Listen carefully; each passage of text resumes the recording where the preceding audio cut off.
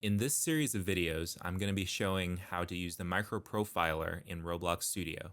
If you're not familiar with building or scripting in Roblox Studio, you might find it more helpful to watch a few other beginner videos before diving into this series. In this second video, I'm going to show you a few semi-realistic examples of performance problems you might have.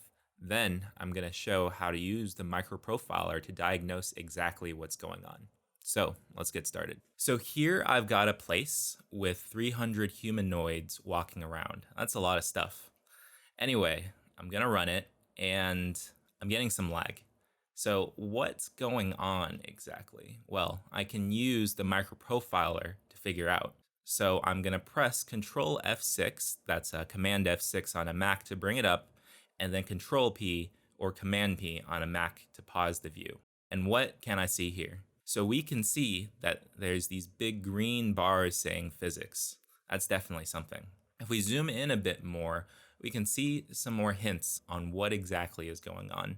We see game stepped, humanoid on stepped, get fast hit, do world step, all that kind of stuff. I'm sure you can already guess what the problem is. It's physics. We've simply just got too many things going on. I'm gonna run this code to set every part in the workspace to can collide false and anchored.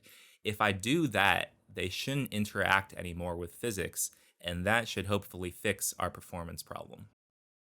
Okay, so everything's can collide false and anchored, and let's run it and see what happens. And nice.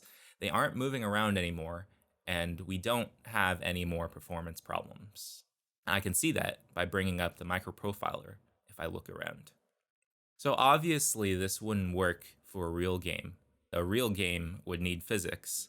But what you could do is enable physics for only the parts that you really need to have physics. So in your game, I'll leave that as an exercise up to you. Got one other example here. I'm gonna load up this place and wow, what's going on here? So I've got a whole lot of complex parts stacked on top of each other, and we've got some frame lag. So if I bring up the microprofiler, we can tell that we're having some sort of problem. So pause it and let's take a closer look. What's going on?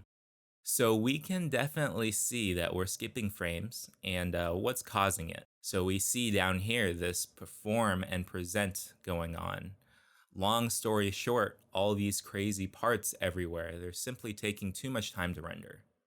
So what can we do to fix this? One thing we could do is just turn our camera around and not look at it. You see the bar going down there. That works, but we got a better fix. A more helpful, realistic solution would be to delete some of these parts. I'm gonna go ahead and do that.